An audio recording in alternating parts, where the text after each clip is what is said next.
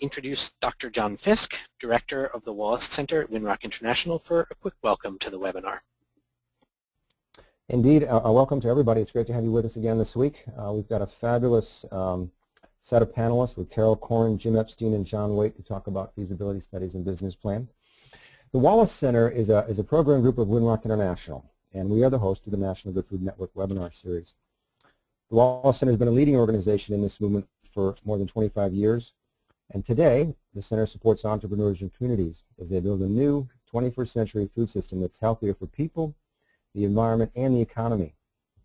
The Center serves a growing community of civic, business, and philanthropic organizations involved in building a new food system in the U.S. In particular, we're focused on advancing regional and collaborative efforts around the country to move good food, meaning healthy, green, fair, and affordable food, beyond the direct marketing realm into larger scale wholesale channels. Clearly, the National Good Food Network is a key initiative of the Wallace Center that illustrates our market-based strategy with the goal of moving more good food to more people. Jeff, did you want to say more about the National Good Food Network? Sure. Thanks, John. The National Good Food Network is structured as a network of networks, ensuring efficient flow of information and innovation from boots-on-the-ground projects to the national level and back down to the grassroots level across the nation. The Wallace Center coordinates and supports the network.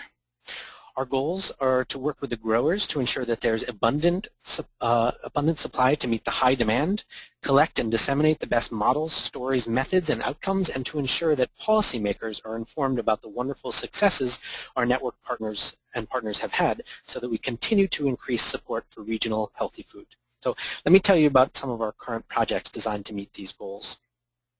A regional food hub is a business or organization that actively manages the aggregation, distribution, and marketing of source-identified food products, primarily from local and regional producers, for the purpose of strengthening producer capacity and access to wholesale, retail, and institutional markets. The National Food Hub Collaboration has been studying hubs and will soon be coming out with a Food Hub Resource Guide published by collaboration member USDA AMS.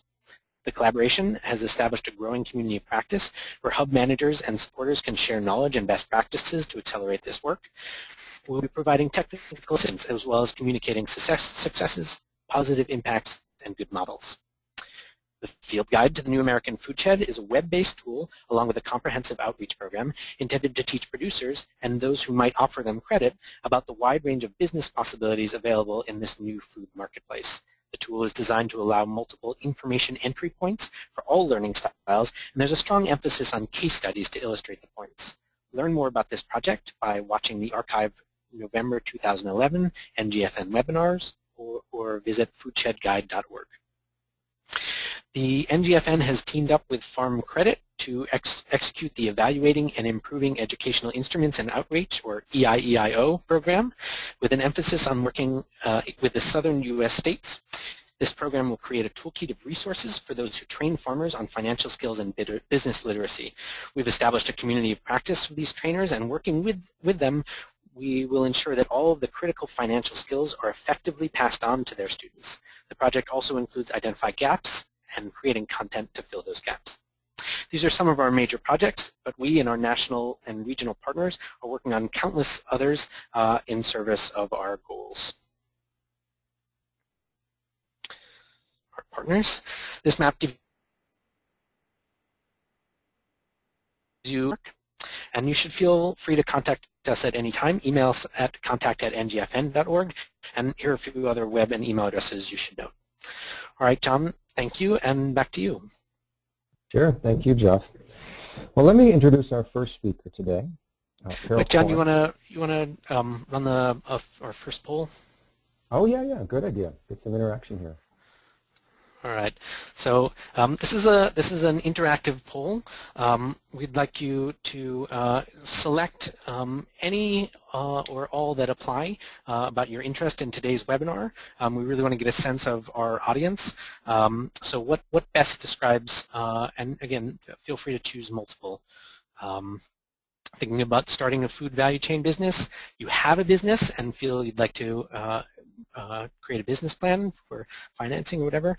Do you advise food businesses, or are you a civic or private support organization, or the catch-all other?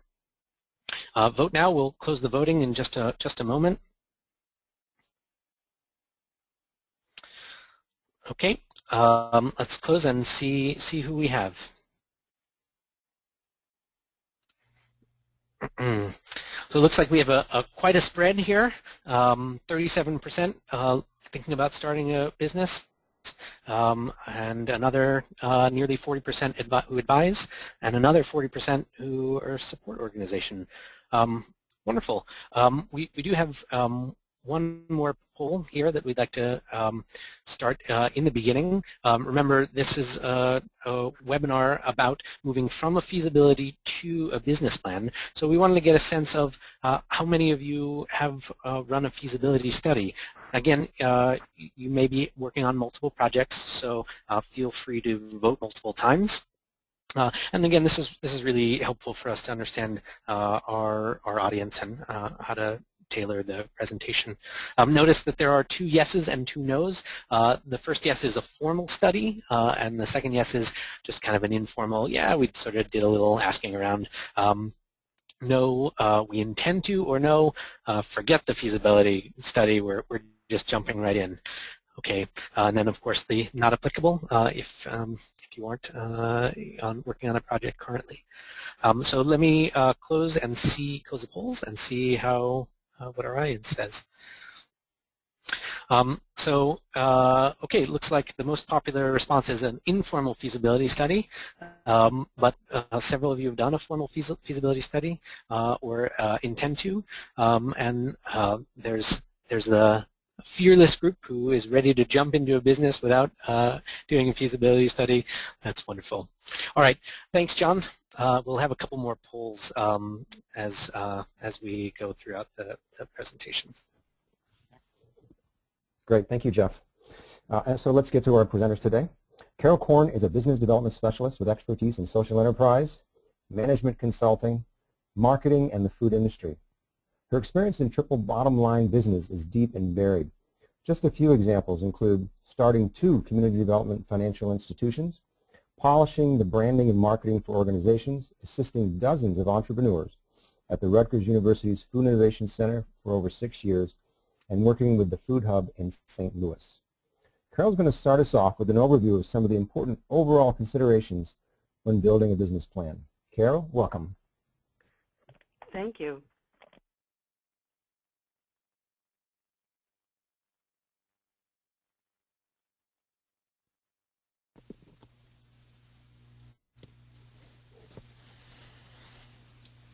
Have you got control of those slides now? Carol? Can you hear me? Yes, we can now. Sorry about that. I unmuted and muted at the same time. Forgive me all. Well, again, thank you all for joining us today. It's a pleasure to be able to share with you the wealth of knowledge that I and my colleagues have accumulated over probably more years than I care to mention of work in this arena.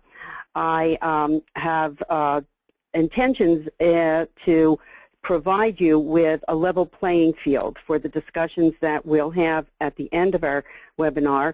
And because I drew the short straw, I'm the person who will be called upon to provide everybody with a shared understanding for our conversation of what is a feasibility study, what is a business plan, and how do you apply those as you move forward to create a business.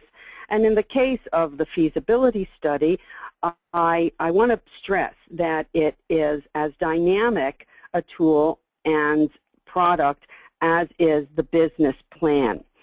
And by that, I want to give one example, and that has to do with the enterprise that is depicted in this picture, and that is the Sappington Farmers Market, which is a supermarket purchased by a group of farmers that had come to know each other through the Missouri Farmers Union.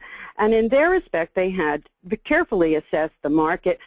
They knew a great deal about the industry. They had themselves assessed their capabilities and those of their investors who were, to some extent, the supplier, AWG, that is cooperative, that plays a role in their supermarket. They'd looked at the risk, had their earning projections, but in respect to their customer profiling, they actually had an assumption that proved to be a bit of a problem as they took on the store, and that is that they bought a store that had an aging ethnic population of consumers who were loyal buyers, but buyers who were very, very concerned about price points, and not as concerned as were the younger buyers who were concerned about healthy local foods that they had intended to address with their products, and that were coming to the store looking for products that would be sourced from local farmers.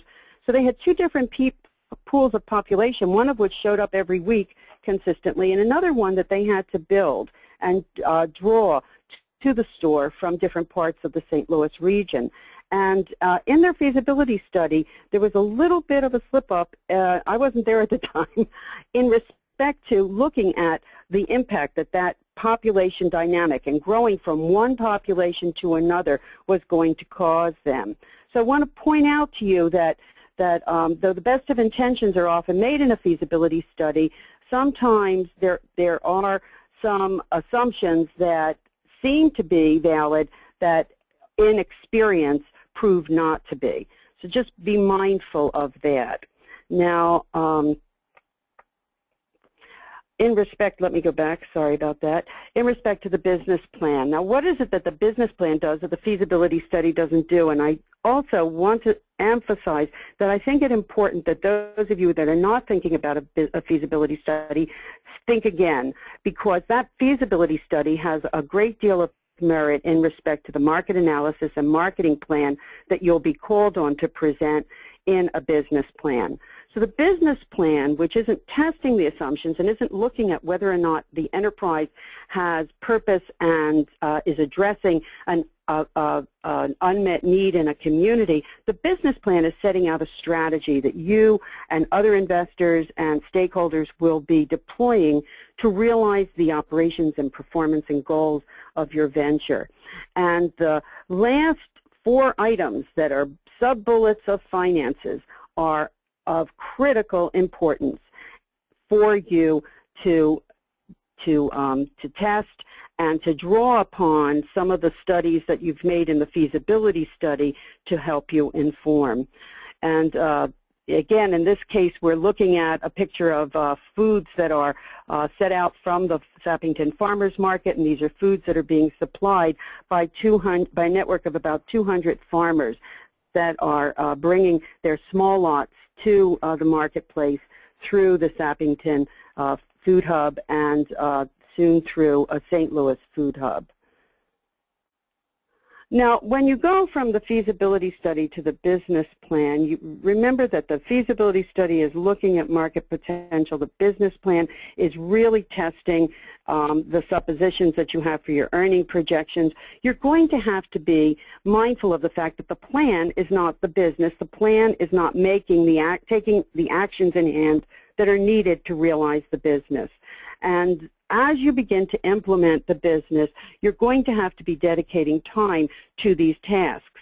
And though you might have had a timeline, one of the things that I want to suggest you think about is attaching a multiplier to any time that you think something is going to cause you in the course of realizing it. And in the case of the Greensgrove Farm Camden project, it proved that arranging for licenses and other issues having to do with their legal status in the state of New Jersey. This is an innovative Philadelphia urban agriculture enterprise that started well over 15 years ago and operates today with $1 million income based on the work that they do, growing in the city, bringing foods to the city as a mini food hub, and operating a CSA. They were invited to come into the city of Camden and develop a food hub for the city of Camden, and learned that there were a variety of issues having to do with licensure by the state and the county that were going to be very different from those under which they operated in Philadelphia. And the time that was involved in managing to secure those licenses was a bit more costly in respect to their time plan than they had anticipated, in measure because Camden, Philadelphia, and many other cities are without urban agriculture ordinances today and present a challenge to people who are tackling zoning and licensing or issues that are required for businesses to operate. So implementation is where the rubber hits the road. You are going to be most often focusing your attention on securing your needed resources, capital, credit, personnel, and facilities. And early stage business development, business launch, and business expansion most often focuses on those issues, and in some respects neglects attaching attention and priority to the considerations that the business is about, which is producing the goods and services. Additionally, when you implement a business plan, you have to be prepared to come back, revisit what it is that you're earning, how you're earning, from what you're earning, and what the performance of the business and investment is yielding. I offer you for consideration as you develop a business plan, as you consider the issues that are of prime importance to you in making and moving from what you know to be a project that will meet an unmet need in your community, a supermarket in a food desert, a delivery service that will get farmers' goods to market, that you think seriously about what I call the 3 C's of business operations. The business plan has got to address and help you secure and manage the capital that's needed for the business.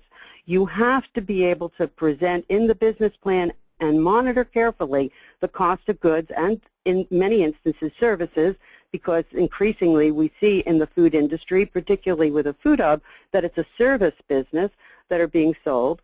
And then also you need to monitor on a daily, if not hourly basis, your cash flow, because cash in a business that is of the scale that many of our food ventures are operating today is king.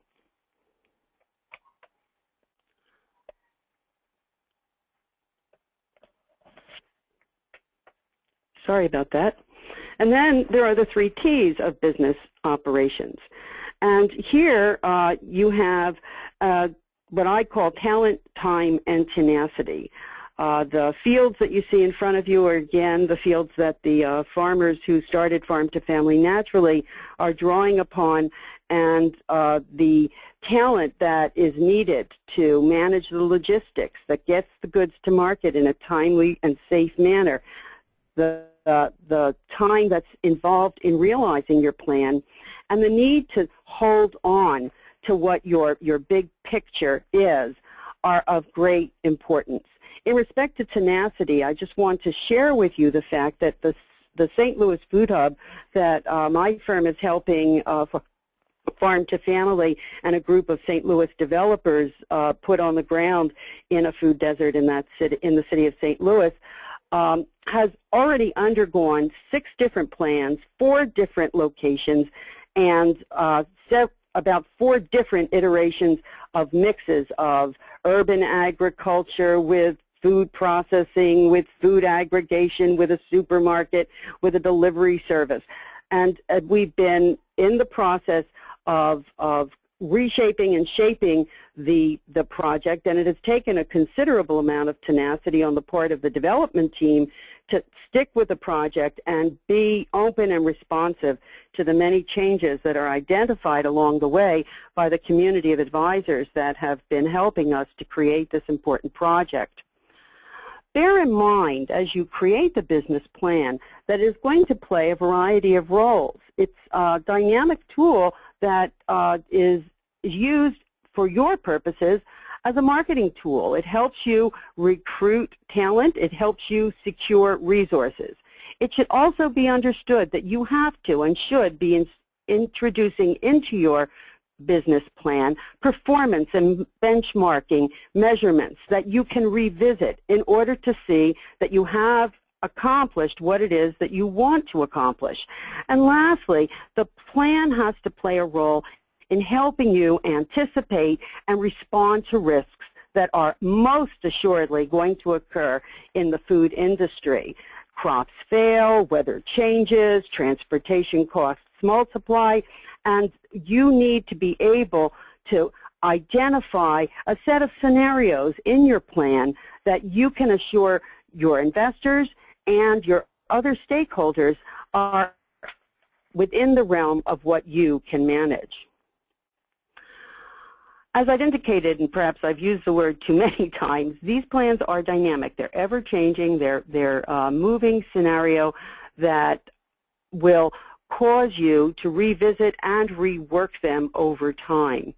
So please bear in mind that these considerations that I've laid out on this slide are those that you should be prepared to be visiting on a regular, recurring basis with your accounting team, with your personnel management team, and with your production team. These are the categorical areas where the performance of your business is going to be monitored by you and allow you to make critical shifts and alterations in course. There's one other thing that I had intended to share with you, and I just want to give you that big perspective. In addition to the feasibility study, there's something that we try to do at Cornerstone when we start out work on a project, and it's what I call a PEST study. And the PEST study looks at the political, environmental, social, and technological issues that you're going to want to be sure to address in your feasibility study. It also alerts you to considerations that will impact your business plan. Those PEST issues become part of what affects all of the bulleted items that are here for you to review. And then I thought it would be purposeful to examine briefly the kinds of business models that you might, as you consider establishing a business, explore and decide are or are not appropriate for your organization. And in this case, I am presenting something that we often give when we give cooperative development trainings at the Food Innovation Center, and that the Northwest Cooperative Development Center has used. And what you can see here is that there is an array of altered options that appear for you as you make a decision to be an LLC as opposed to a corporation, as opposed to a cooperative. It is sometimes, in the case of a not-for-profit organization running a for-profit or running a social enterprise, that they should be thinking of it as the sole proprietor if they are not bringing other stakeholders, investors, and owner-managers into the mix.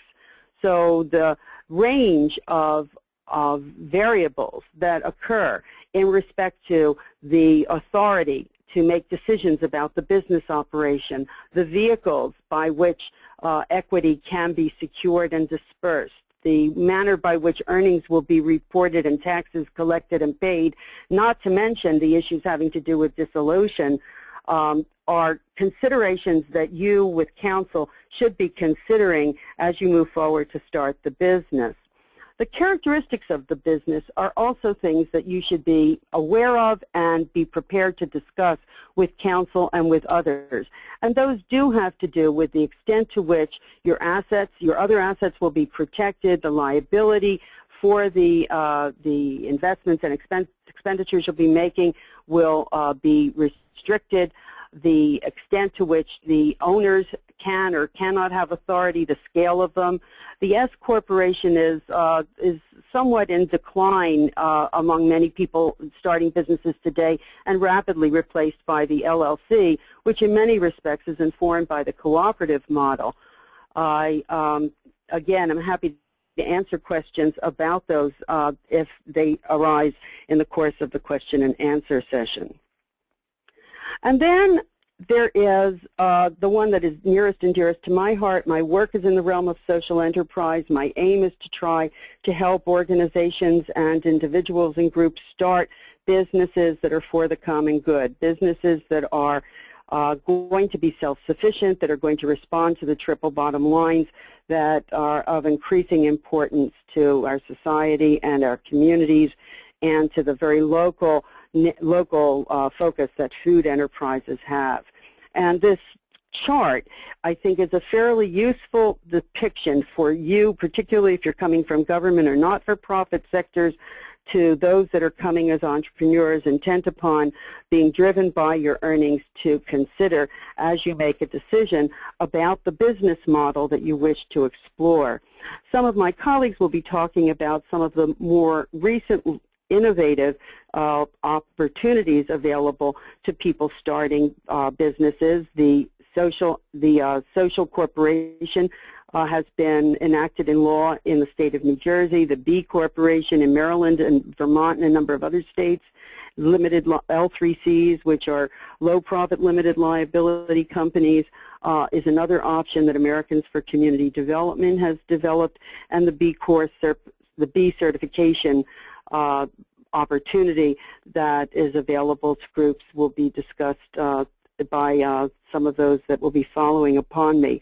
But it is in the realm of this big picture that I want you to think about the very relevant and important decision you make at the start of the organization of the business as to how you will be attracting and securing capital, rewarding people who put money and sweat equity at risk, and distributing the benefits and consequent earnings of the corporation, that you should be coming back to this particular chart.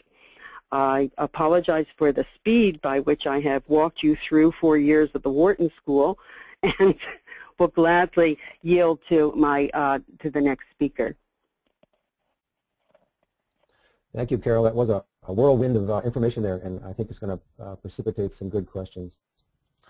Oh, just very briefly for 1 minute, I just wanted to very briefly touch on some of these businesses, because they each of them are different iterations of different kinds of social enterprises that offer different models. One is an expansion. Okay.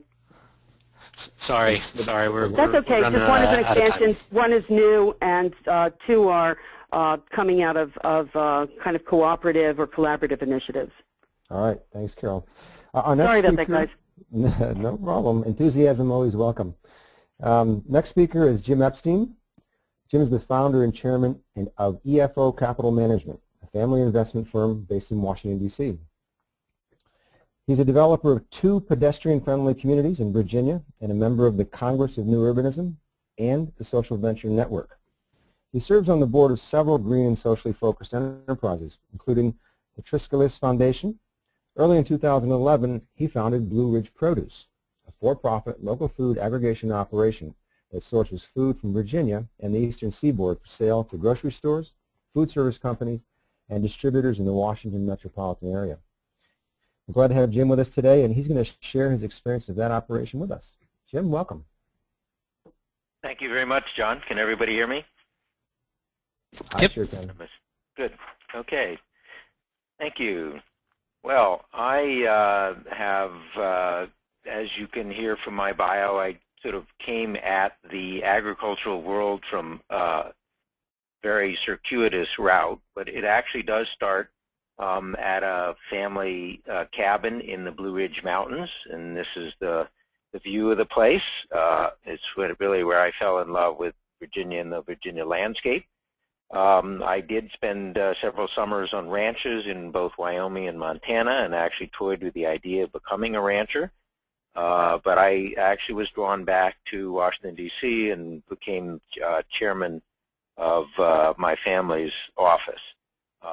Over the years, I was a member of the Social Venture Network, probably about 20 years, and there I really met an extraordinary range of people doing really incredibly innovative work in what I call in the common good enterprise field. But mostly I just watched them and admired what they did and kind of dabbled in the periphery with that. A number of years ago, about 11 years ago now, I began the development of a mixed-use pedestrian-friendly community and got very involved with the Congress of New Urbanism. And so I come from this from an urban perspective, and recognizing that the counterpoint is the agricultural component surrounding us. I then got involved in passing legislation in Maryland and Virginia for the Benefit Corporation, which I'll come back to a little later, and then have been involved for the last couple of years in the development of a village in the Northern Virginia Piedmont, and really attempting to create a new model of development that concentrates development in a village atmosphere and then preserves the rural and agricultural nature of the region around them. So that it was at that village that I really recognized that we had an extraordinary opportunity to take advantage of the agricultural opportunities around us. There's a number of artisan farms, and it just sort of sparked me in this whole field. I also recognize that the opportunities to use legislative efforts to preserve that rural and agricultural region was never going to be as powerful as economic efforts, and I just felt that the economic opportunities were really what were going to sustain the rural environment. So that was, and the initial idea was to do a retail food hub at this village, and so I hired familyfarm.org to help me do that. I had met Jim Slum at a Social Venture Network conference, probably one of our late night parties. I think it was about 1 a.m. when I met him, but it was really incredibly valuable to work with him and talk to him.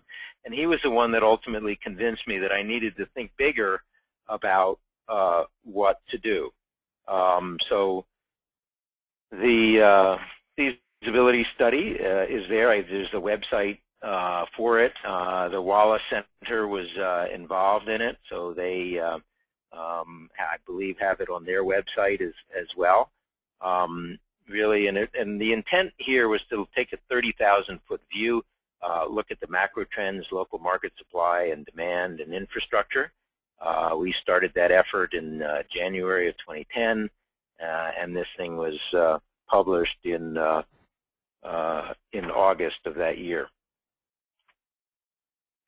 What we found, the big picture findings, was that in this Washington, D.C., Delaware, Maryland, Virginia region, $16.8 billion spent annually on fruits and vegetables, and less than 7% of that was locally sourced.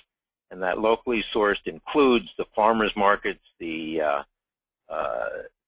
farm-to-family distribution systems, the farm-to-restaurant distribution systems, and the Whole Foods effort to source locally, and any other food service companies that were all doing it. And the total was 7%. So clearly a huge delta between the demand, which we then found was simply off the chart, and the amount that was actually in the system. We found that the supply of locally grown produce in the region, in the immediate area, was limited. But if you looked at Virginia, the whole state of Virginia, we knew that we could find a lot more, but we didn't. The feasibility study did not look at that, so there was still a big question for us. We found that there was no significant wholesale activity for local produce, but there were a number of small mom-and-pop type operations that were beginning to do farm-to-family and farm-to-restaurant services. The recommendation for it was a for-profit model built on a values-based collaborative relationships. It really required a strong management team, a real understanding, and a network of growers with a lot of collaboration in order to strengthen that market between the growers, an aggregator, distributors, and ultimately end users and customers. So all the stakeholders needed to be engaged to have that supportive climate. A healthy food system is based on values that recognize the interdependent based value chain. So all this was great. We got it published in August, but during the second day of field research, we ran across an extraordinary piece of property. This is a 33-acre industrial site. It was completely tailor-made for a large-scale food aggregation operation. Of course, I wasn't even looking at that time to start a business. I just had sort of had an intellectual curiosity and was thinking it was going to be part of this village that I was looking to develop somewhere else entirely. The site has 33-acre industrial site, 35,000 square foot warehouse, which is right there, 11,000 square foot warehouse here. This here and everything in the back here are 80,000 square feet of greenhouses. Mixed into all of this is 5,000 square feet of offices. There's a residence here and surrounded by about 400 acres of farmland. So Jim Slama turned to me and said, Jim, this is the perfect place to do an aggregation facility. And I told him, I said, that you're absolutely right. I completely agree. But I am not an operator. I don't know how to do any of this stuff. I don't even hardly know how to grow anything. So we went on and with our feasibility study, and about a month and a half later, I was introduced to Mark Seal. He's a local businessman. He started a green dry cleaning business, probably the first in the state, he has had wholesaling experience. He had sold that dry cleaning business. It started a Simply Fresh, which is a local retail food store in Collier, Charlottesville. He had begun to do some wholesaling on the side. He had strong connections to the local farm community, and he really had skills that complemented my own. And it didn't take long for him to take a look at our site and be completely convinced that this was the right way to go. So he basically merged his business in with mine, and then we moved forward. Once we'd completed the feasibility study, we turned to doing the financial model and writing the business plan. And for that, I again turned to Jim Slama, who introduced me to Kathy Nyquist. Kathy is really an extraordinary person and really was a critical component of our team because she was part of the leadership team of one of the divisions of Kraft Food. I often tease her that she came from the dark side to work for us, but fortunately she did bring with her incredibly important skills and knowledge, which we were able to utilize. Jim Slama helped us fill out the bench, if you will.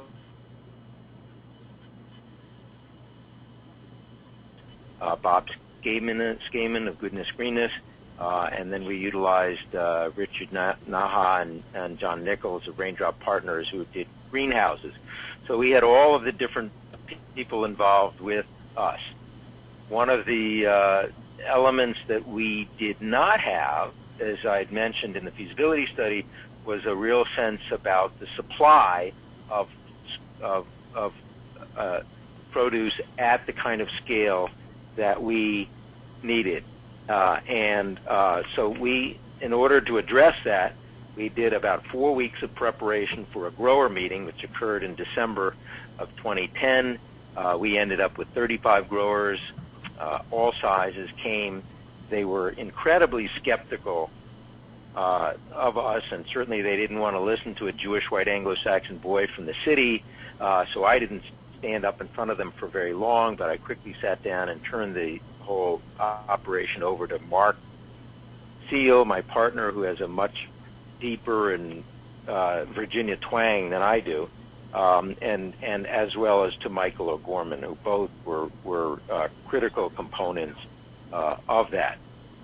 So, and then this photograph, I didn't have a picture of the original meeting, but this is a meeting that we had just in January of this year when we've gone back to them, and I have to say the attitude has completely changed. They no longer are skeptical.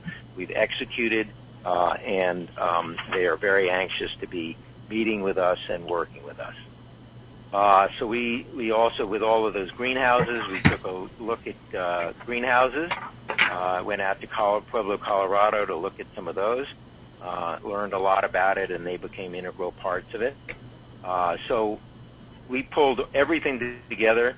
Our feasibility study ended up being about 84 separate spreadsheet pages that are all linked together. So there isn't anything that we didn't know about, from aggregation to packing, greenhouses, rental issues, the size of the trucks, the energy that's used in each of the buildings, what size boxes that we're going to use, how many boxes we can put into each kind of truck.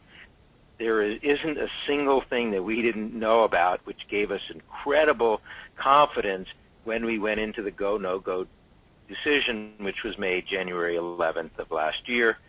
It then gave us the tools that we needed to go to the sellers and sit down and negotiate with them.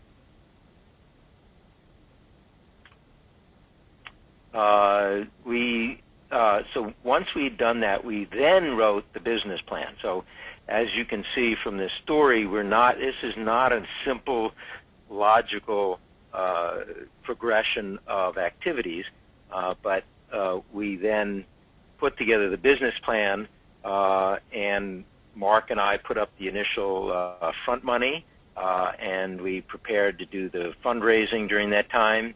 We continued to refine the financial model. We kept tweaking it. Carol mentioned about that it's really a dynamic thing. And then we took a look at the legal documents, and as I had mentioned earlier, I think we decided with a for-profit LLC, we set it up as where the operating business, Blue Ridge Produce, is separate from the ownership of the property, so that there's a limitation on liability between the two.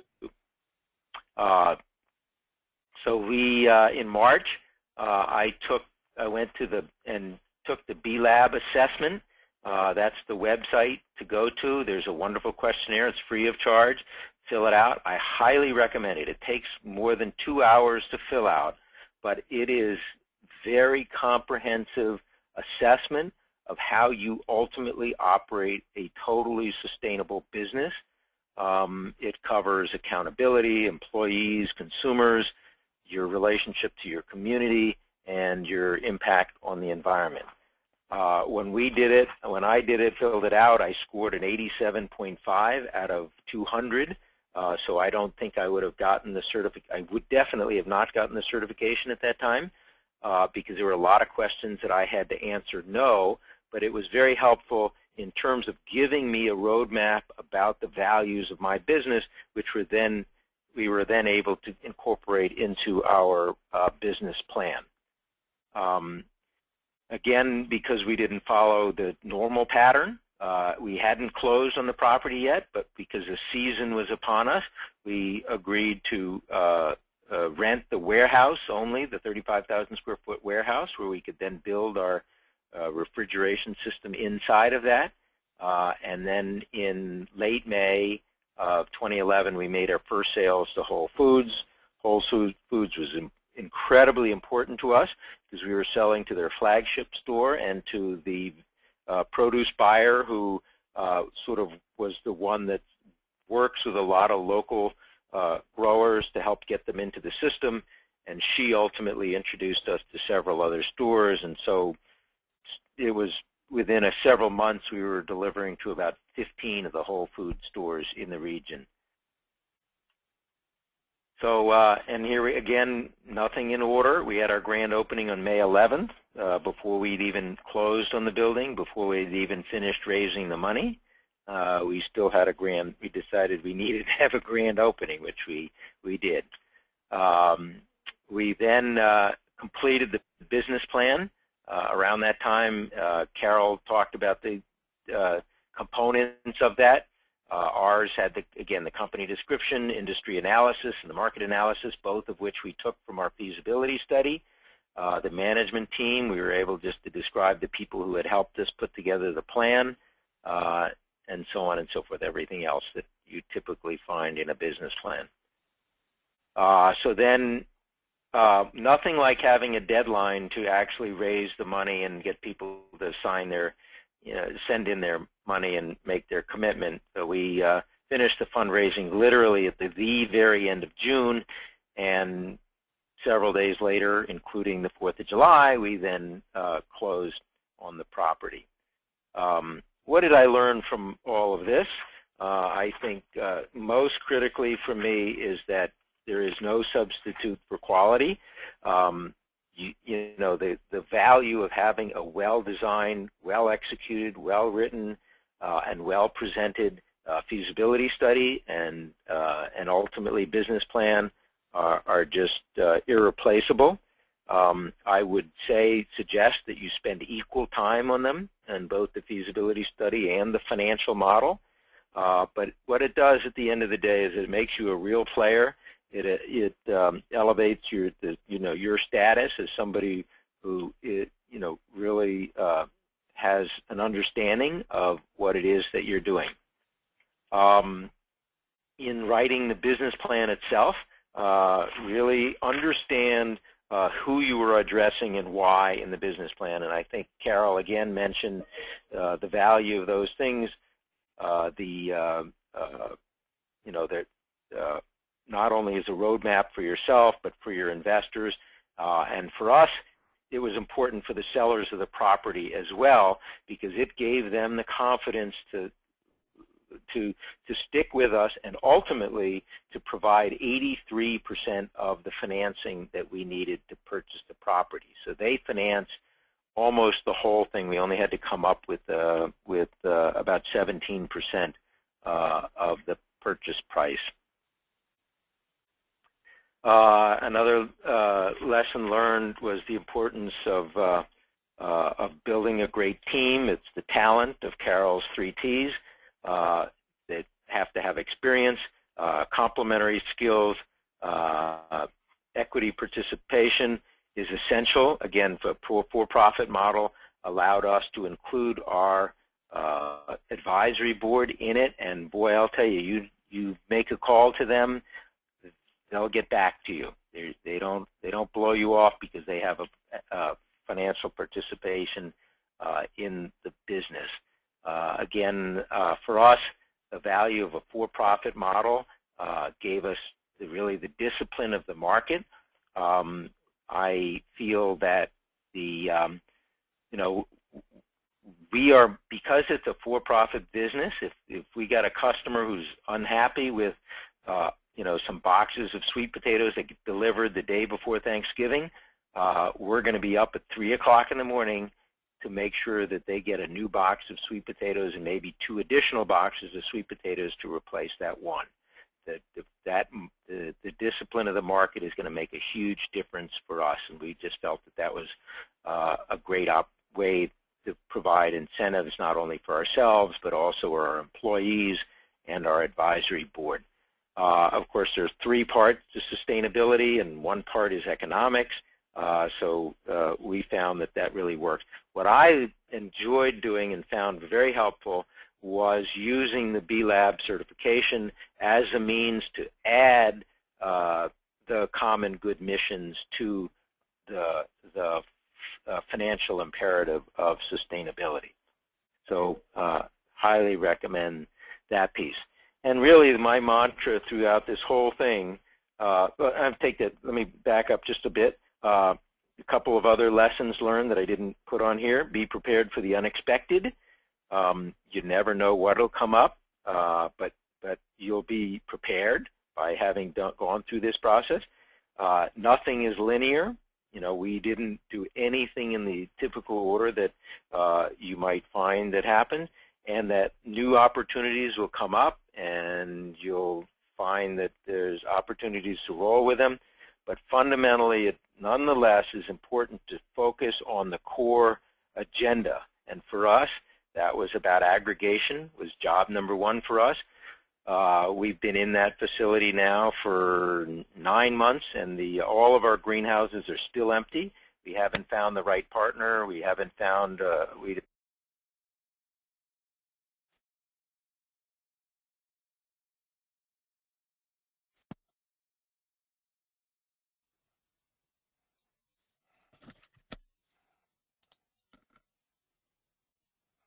I think we might have lost Jim there.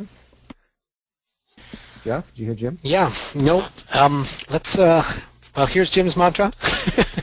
and he was just wrapping up anyway, so expect the unexpected. Yeah, that's right. Why don't we move on to John? So that sounds good. All right. Yeah, so folks, we're going to go a little bit longer today. Our presenters have been giving us a lot of information, so we're going to extend our Q&A a little bit. So if you need to get off towards Q&A, that's fine, but we welcome you to stay probably till about 5 o'clock. Let me introduce John Waite. John is the Executive Director of the Franklin County Community Development Center, which he joined in March of 2000 after having been involved with small businesses and economic development in Africa, Asia, New York City since 1983, so a lot of experience there from many parts. At Franklin County, though, John has helped expand the Business Technical Assistance and Lending Program and helped raise almost $1 million to build, equip, and operate the Western Massachusetts Food Processing Center. The center is now 10 years old and has served over 220 food and agricultural businesses. John's most recent endeavor, funded in part by the Wallace Center's HUFED program, is focusing on farmers and institutions to build a local food system that is fair to all parts of the food value chain and will get more locally grown products into those institutions throughout the year. John's going to tell us today how his food processing center's business plan has evolved over the last 10 years and continues to evolve. John, good to have you with us. Thank you, John, and I'm very happy to be here. I've participated as an attendee on many of these webinars, so I'm very happy to share something today. I'll try to change my slide here, and here we have what I want to talk about is that we opened the Western Mass Food Processing Center 10 years ago. Prior to that, we did a feasibility study. Then we did a business plan and opened it.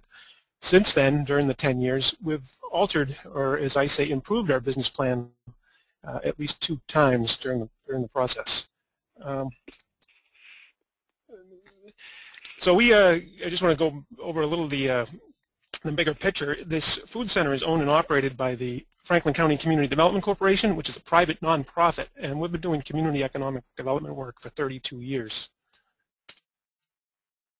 Jeff, can I ask you if I don't have control over these slides, so it went a little faster than I wanted it to. We have a lending program. We lend about $3 million a year in revolving loan funds. We have a venture center, which is an incubator, which we support small businesses, and we have a technical assistance program where we help businesses and entrepreneurs with their business plans. So at the end of this slide I'll show you our website because we have some good resources on it for developing a business plan. So as I said, the Food Center opened 10 years ago, and we had a business plan, and this was our mission and our goals. And our main activity was to train food producers to use our equipment and use the facility and ramp up their production for the marketplace. We projected in our original business plan that it would take 5 years to break even.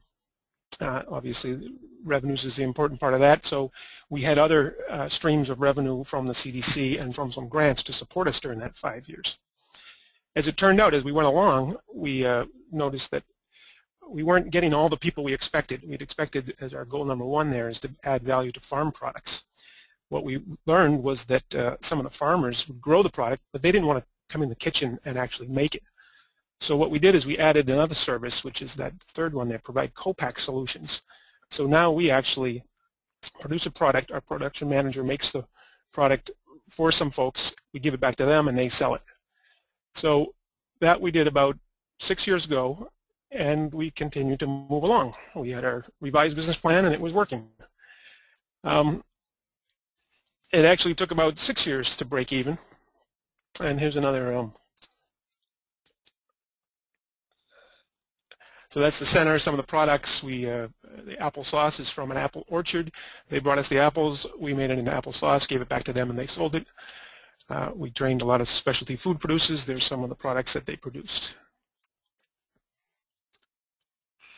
Some of the products and services. This is some of the steps in a business plan. We had a facility. We had quite an assortment of equipment. These are the services we provided. Ramping up from small to large batches so they could reach the marketplace was the main activity.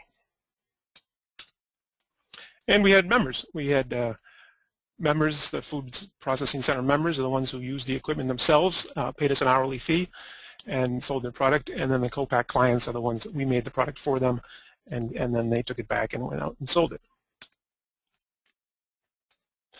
So then we noticed that this was working pretty well, but we weren't using the facility to the full capacity. We wanted to be a 24 hours a day, 7 days a week facility. We had this asset, which was the facility and the equipment, and we had this program that was growing, really this whole regional food system that we're all very much interested in. So we started looking for other opportunities, and through a variety of circumstances, we discovered that freezing vegetables for schools could be a good use of the facility, and it certainly seemed to be a need in the region. Actually, 3 years ago, we had a distributor who distributed fresh product to schools, and they wanted to try a little pilot of freezing. Then 2 years ago, we did it ourselves on a very small scale. So then we continued it. So now I'm going to go into, actually I should let you know, I'm going to go into each of those steps: the market demand, the supply, the technical, financial, organizational. So now I'll have a few slides on each of them. Was there really the market demand? It sounded like a good idea, but did we really know if it was there? And that's when we met this gentleman, Greg Bernetti, dining service person. He was actually working in one of the school systems that we sold to 2 years ago. He ended up getting a promotion from Chartwell's and now works in 500 schools throughout New England. So that was a good person to team up with, because he really wanted to do this. And as you can see in the picture, he went down to, Michelle Obama invited him down to the Let's Move celebration at the White House. So he was very much into this. And then he actually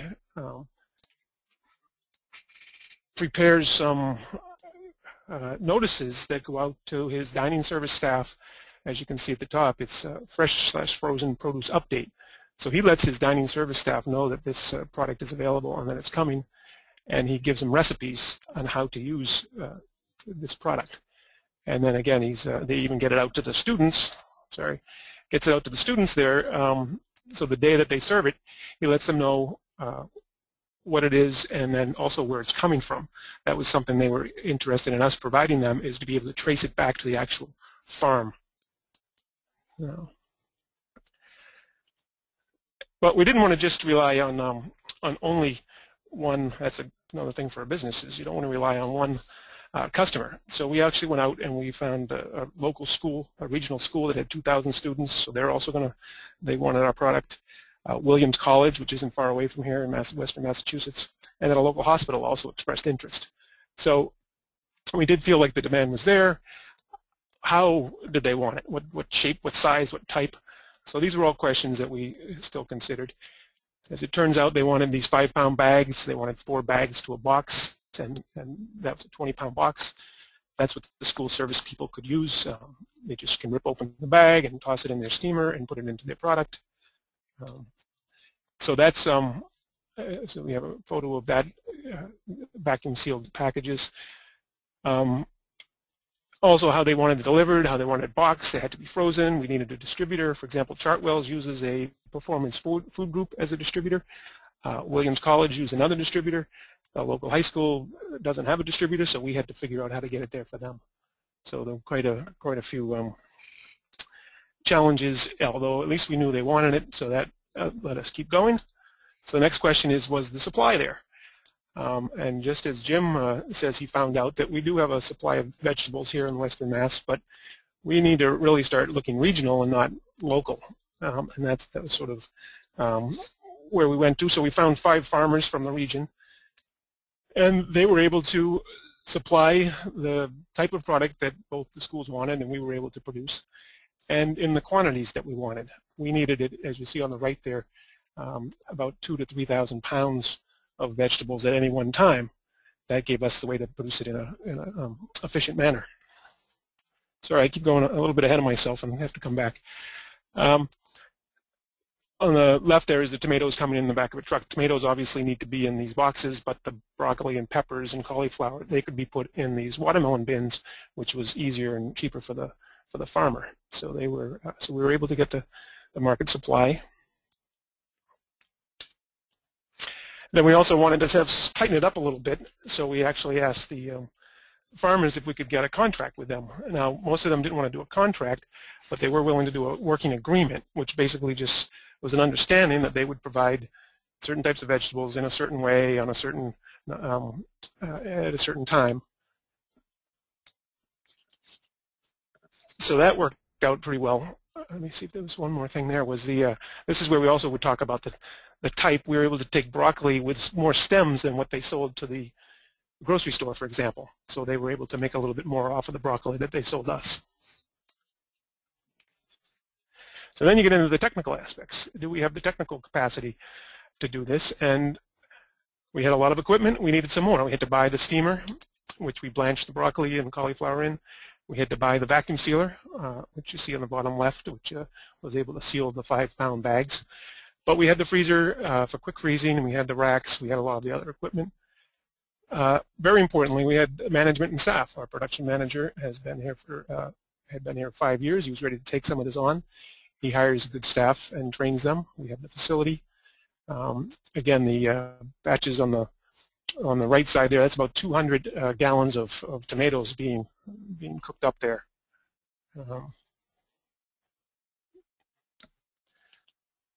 Keep jumping ahead of myself there, but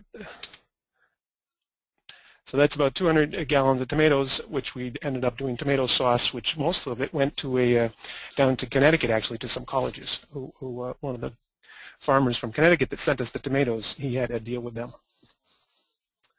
So then we get into how will it fit with the rest of our operations. As I said, we already had some food processing center members, and we have the co-packing clients. Now we want to add this farm to school or farm to institution. So that was a critical piece that we're still making some final decisions on, but we feel like if we have the right number of members who use the kitchen themselves, if we have the right number of co-packing clients who we produce for them, then we have the right amount of pounds coming in on the produce side, then we can do all 3 of these different components in the same facility and maximize or at least get up to closer to capacity that we want to have for this project. And then, of course, I can't go too long without saying something about financials. I think Jim, if I remember what he said, 70 spreadsheets. Well, I know you can't read these numbers and don't necessarily want you to, but it's a P&L projections on the left and then a cash sources and uses basically on the right there. And we've got all kinds of spreadsheets. You need to do a lot of analysis. You can't don't go anywhere without your profit and loss projections, cash flow projections. When I read a lot of business plans from entrepreneurs, and I'll tell you this, there's usually too many words and too few numbers is actually how I often would say it.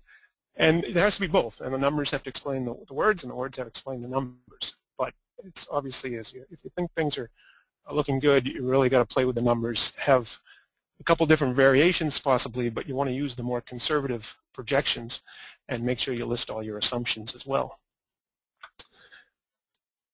So then, as Carol mentioned earlier, you want to analyze some of your results. So here I've got a couple of slides. Just this past fall, our goal was to have over 100,000 pounds, and we got up to 95,000 pounds of produce that went through the center this year.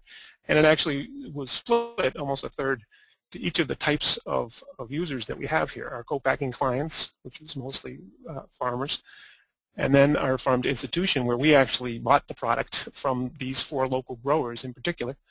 And then we also had some of the members who made their own product and sold it at the retail level. And then I think the last one is our co-pack members. Again, one of them, Horse Listings Orchard from Connecticut, was a big, obviously a big percentage of that. And that's something you also want to be careful of. So next year going forward, we'll try to get more a variety of co-pack members, so we're not relying on just a few, because if one of them doesn't come in that year, then we'll be in a lot more trouble. So just in conclusion, I want to just emphasize what I think we've all said is that you have a business plan, do your feasibility study, have the business plan, and then continually update it. It's really a dynamic living document. It helps you look for opportunities. And then you've got to take some risks, but those risks really should be calculated risks, and that's where the feasibility study comes back in.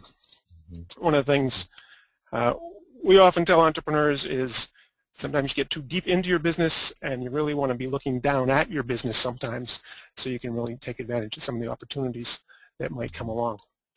So, and there's a website we had on the previous screen. I hope you get to that. And it has tools and resources on one of the tabs to help you develop your own business plans.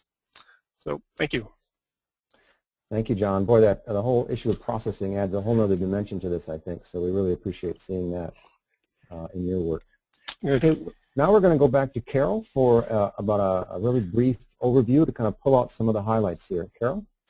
Okay, thanks a lot. I want to leave us time for conversation, so rather than read to you what I have on this sheet of bullets, I want to emphasize something that has not necessarily come up in our conversations, and that as you implement your business plan, you need to be able to exercise editorial judgment.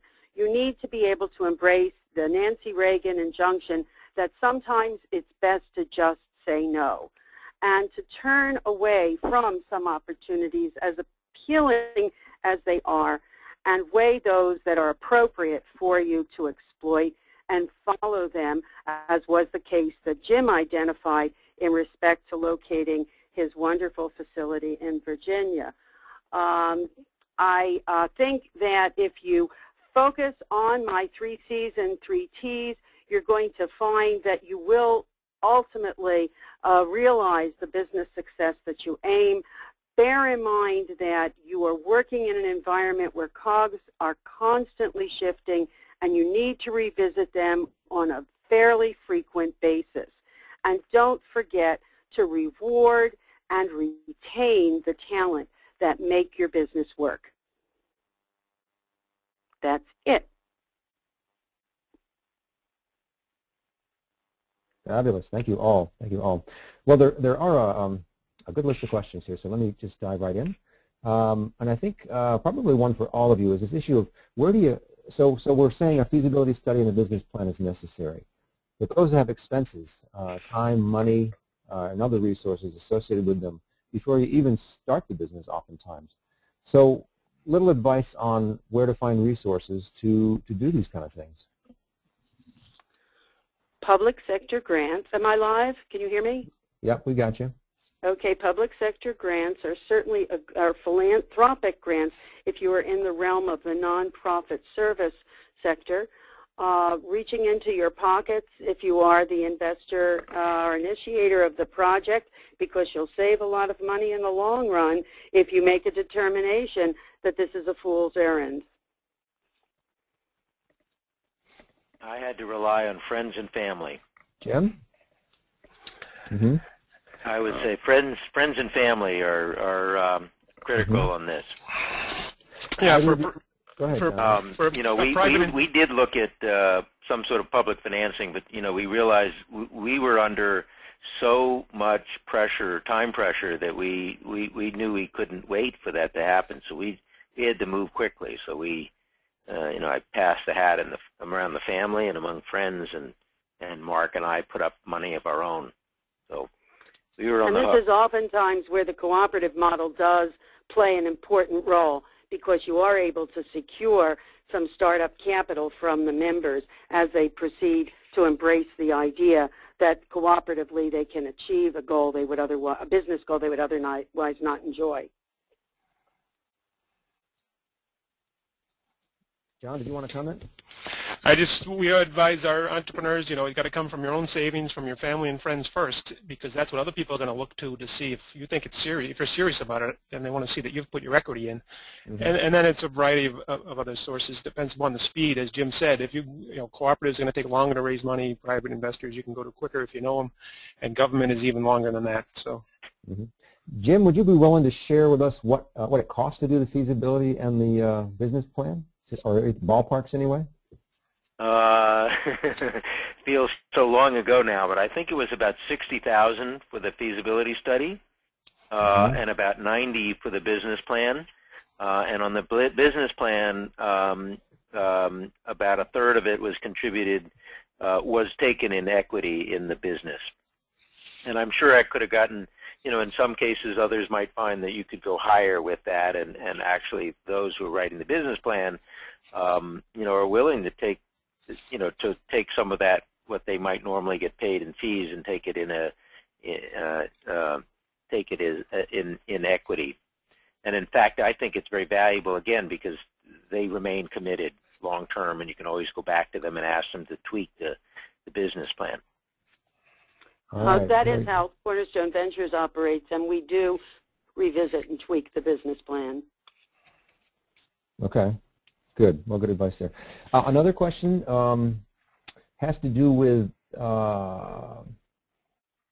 predicting the potential growth for a market that is currently at an early adopter stage. So something that there may not be a lot of track record on in terms of building your business plan or feasibility study. How do you deal with that when you're way ahead of the curve? Anybody want to take that?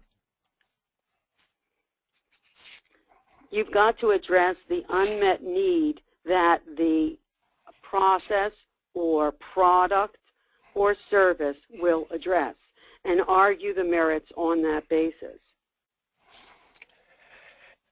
And I would often say a lot of good businesses are doing something that's sort of already being done, but doing it better. And for example, I mean, just this morning, I think on the NPR, the USDA talked about there are more vegetables need to be served in schools. So we always knew that was coming, and there is vegetables being served in schools, but is there a better way to do it? And that's what we're taking a bet that there is, and that's how we jumped into it. In our particular case, it was finding where the gaps are. So in other words, there are already customers, there were already distributors. I mean, there was a huge number of distributors, but what was, there was a missing piece, and so we found that we could jump into that piece and serve them in that way. So. All right, great. Okay. An early question came in, but I think perhaps it was for Carol.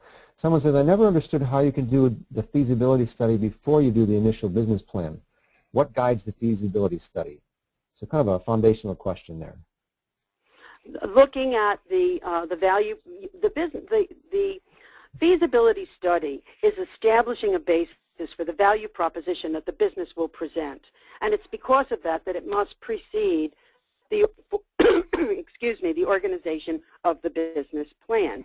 You have got to, as somebody had as John had just mentioned, argue that yes, we know that schools need to be gotten to vegetables need to be gotten to schools, and that then argue that the way I have of getting them there has greater merit, or they're not getting there, and we need to find a way to supply them. It's for that reason that the feasibility study, which is establishing the opportunity for the business to flourish, has to precede the market plan, the business plan, and it will, if it is done properly, provide a good foundation for the marketing plan. I'll second that. All right, thank you. I think that covers it. Yeah. There is a poll Jim, up. I just want to make sure you all see that. Please vote on the poll. Thanks. Mm-hmm. Jim, if you decided to be a for-profit business, why are you a B Corp or a benefit corp? Are they different? So I think some basic understanding about those two units. This is a question I get all the time, and yes, they're not hugely different, but they are different.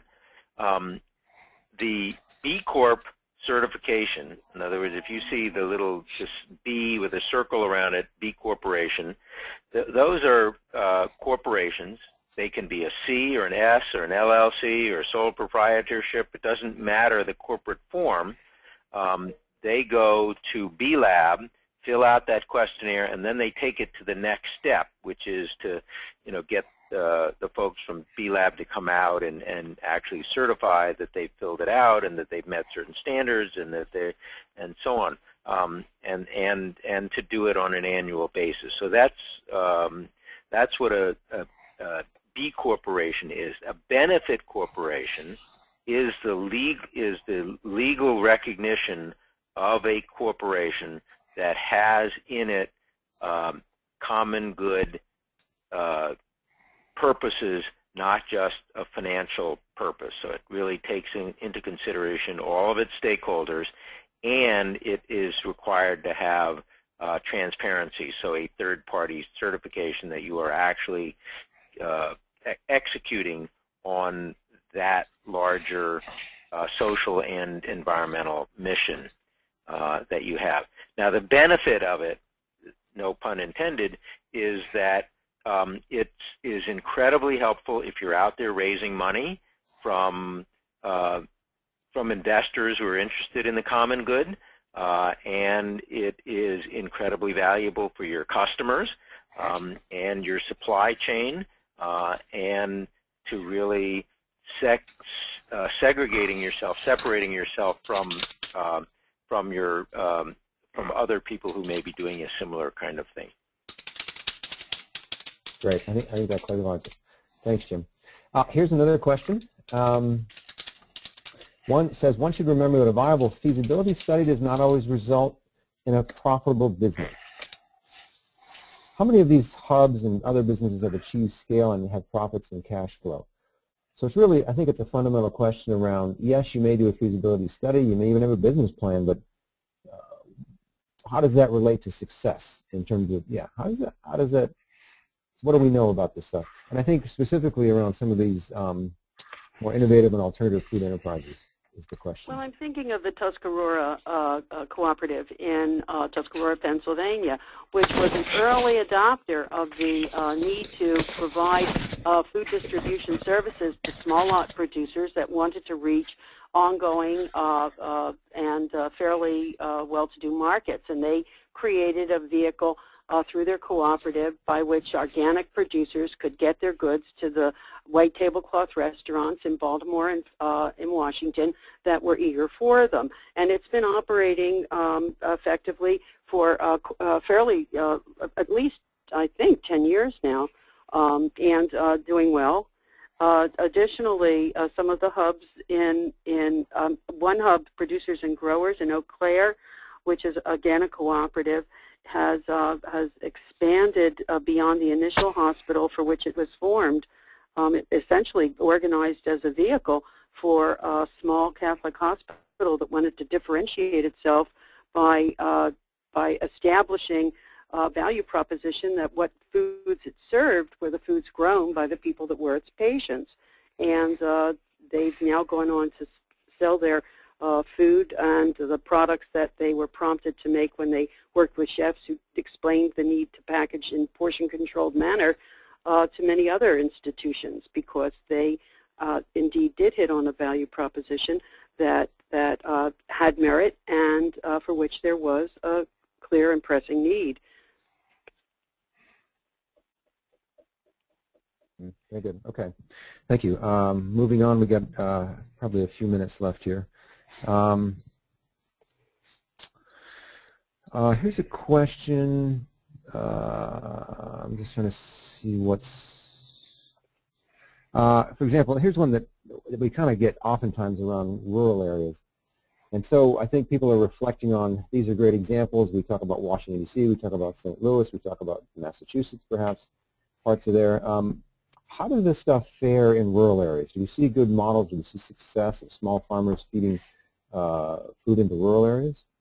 I just gave you one with the Eau Claire, and there's a very interesting model that's being tested as regards a mobile store moving through rural communities in New Mexico and I believe part of Colorado that we're all watching to see if that particular model, which would take the place of the now disappeared supermarket and grocery store in those communities, could play. I do think that the scale of what's needed in rural communities sometimes seems to be a barrier, but the fact that that scale is not an insurmountably large scale also makes a lot of things possible. There are countless meat lockers around rural communities that could be converted into food hub aggregation sites, for example.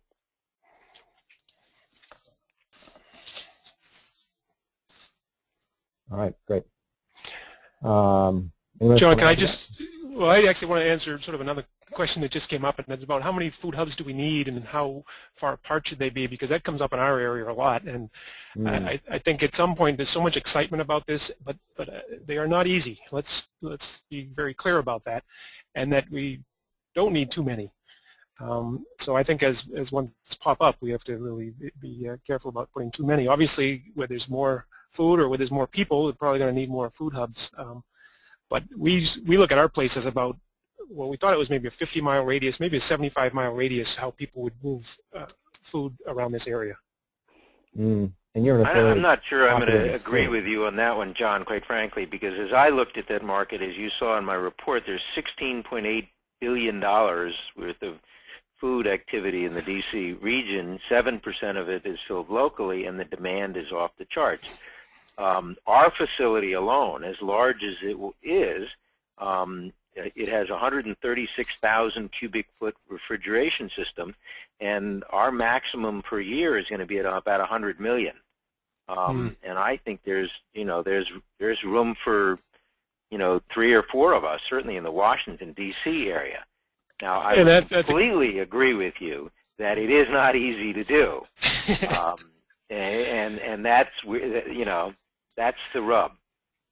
And that's exactly why I mentioned that. It depends if you're near the mouths to be fed. You need more. Obviously, you need more food. I'm more in the rural part, the western part of Massachusetts, and there's not as much need. And then even the supply, as you mentioned, you have to go a little bit further to get the supply in order to feed these. Yeah. That's right, and it is a consideration to think about what the food shed is. Certainly for Washington, in order to get the diversity of things that we need, we really needed to encompass the whole state of Virginia, because we have the mountains, we have great fruit trees, and certain kind of produce grows great there, and certain kind of stuff grows great down closer to the Chesapeake. Yep.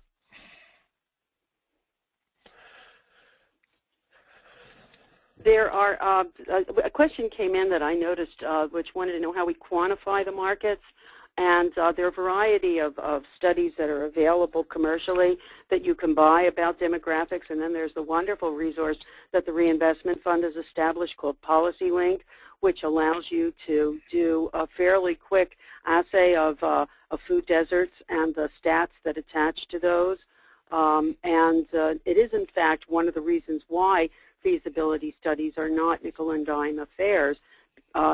These studies are proprietary oftentimes and require purchase of the demographic reports that accompany those. In respect to food deserts, think of $92 a person that is a recipient of SNAP benefits in a population group, and then make an assumption that a percentage of those funds would be dedicated to the purchase of the fresh fruits and vegetables that your farmer groups might wish to present. Okay, here's we're getting to maybe one more question here. If the feasibility study shows that there's really not enough local farmers, maybe not enough local production, but there is an actual market and a need out there, any recommendations on how to proceed? Partner. Yeah, and as Jim said, you got to go a little further to bring in the food, I think. Yeah, and I would also, it's interesting because one of the things that happened with us is that a number of farmers who are going to retail outlets, either the farmers markets or delivering directly to restaurants or part of a food club or something like that, when they heard about us and what we could do, they said, oh, I've got another 20 acres that I could put into production now that I have the confidence that I don't have to worry about overproduction, because I know I have an outlet for everything else. So that was huge, and so there are the dialogue with the growers is going to be essential. That relationship to us is the single most important part of our business. Yep.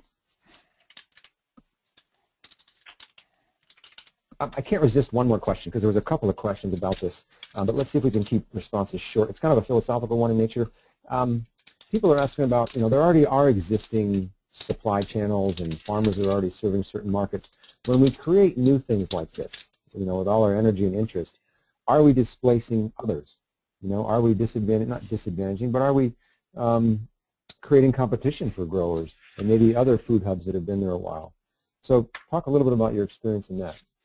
Well, out here in western Massachusetts, Pioneer Valley, we've had a lot of CSAs and local farmers markets, and it's been taking off. There's always been some. And we were a little bit concerned about that too. But they have such a niche, and they get the highest margin by doing it in that way, that we give them maybe an option if they have excess supply. But since we've been doing this, and I think others, they see it more as a collaborative. It's actually getting more people thinking about local and regional food. So I haven't heard any complaints. Actually, some of them, there is a crying need, I believe, for the small scale producer to get goods to market and to be able to be assured that those small lots are going to achieve for them the price points that they intend. And the capacity to sell all that they can grow in a community farmers market is, as Jim has indicated, not real. Jim, any last words? Any last comment here? No? Guess not. Okay, thanks. All right, I'm going to turn it back over to Jeff to wrap us up here. I just want to thank our presenters and all of our attendees for hanging in there and participating today. Thank you. Yes, I would like to second that. Thank you. Our presenters that really did just gave us a ton of information, and it's a large topic. Each business plan has its own nuances. If you're thinking about going forward with the business plan, I saw that many of you are now convinced to do so. The NGFN maintains a database of technical assistance providers on the ngfn.org website. You might look there if you are ready to hire someone to assist you to move forward on your venture. And on the post-webinar survey, there's a way to indicate that you would like to contact one or more of our panelists today. This webinar is being recorded, and we'll archive it on our site along with nearly 3 dozen other webinars we've done in the past. Feel free to point others who you think would have liked to have heard this panel. Absolutely information-packed, so you may want to review it yourself. Take some professional development time and dig through our archives. Visit ngfn.org/webinars. This webinar will be up within a few business days, and our webinars are organized into topics if you looked in the left-hand navigation area, so dig into whatever interests you. We do offer these NGFN webinars on the 3rd Thursday of each month, starting at 3:30 p.m. Eastern Time. Sign-up links are always at ngfn.org/webinars. Next month, we're having a graduate-style lecture on pricing, or a panel discussion. The vision of the NGFN is to pay regional farmers a respectable living wage for their food and make it available to all consumers, low and high income. The question is that a realizable goal? So join us on February 16th as we take on that very difficult topic. March 8th is a bonus webinar we're really looking forward to. The Know Your Farmer, Know Your Food initiative at USDA is a cross-agency effort focusing on local and regional food systems. In late February, the Know Your Farmer initiative will be releasing an in-depth report and interactive map cataloging USDA's extensive work in local and regional food systems across the country. In this webinar, USDA's senior staff will tour you through these remarkable resources and demonstrate how they might be helpful in your work in the field. And the next week in March, we set our sights on getting more capital into your good food business. Michael Schumann will give us a dozen ideas on how to tap into the many willing but usually unavailable investors right in your backyard. Looking for creative ways to raise capital? Tune in on the Ides of March. If you want, you can sign up for these webinars on the post-webinar survey. We'll make sure you get registered automatically. The easiest way for you to make sure you hear about our upcoming webinars and other Wallace Center activities is to sign up for our mailing list, and the easiest way to do that is also on the post-webinar survey. Just check the correct box. I want to let you know about 2 other Wallace Center websites. Food Hub, these both relevant to today's presentation. Foodhub.info, not .com, is a food hub of information, if you will. Research, case studies, a map of many of the food hubs across the country, which we will be soon updating, even links to TA providers with experience in aggregation and distribution. If you are a TA provider, you may want to add yourself to our database. There are over 180 individuals and organizations in there, and that number is growing. And the HuFed.org site is for our Healthy Urban Food Enterprise Development Center. This program and website is focused on increasing access to food to underserved communities and using market-based solutions. On the site, you'll find a description of the initiative, grantee profiles, including John's project, the Franklin County Community Development Corporation, and photos, and a library of some of the best food access resources. If you have a resource you'd like to share, let us know. Contact at ngfn.org or hufed@winrock.org. You can find the NGFN on YouTube, on Twitter, and on our website, ngfn.org. I'd like to encourage you to add your name and interests and your bio to our growing database of good food practitioners and technical assistance providers. Look for the database link in the resources section of our site. And again, if you haven't already, sign up for our emails, updates. There's a link on the ngfn.org homepage, or just let us know on that post-webinar survey, which I encourage you to fill out. Thank you again for your extra time today, and we'll see you again in a month. This ends the webinar.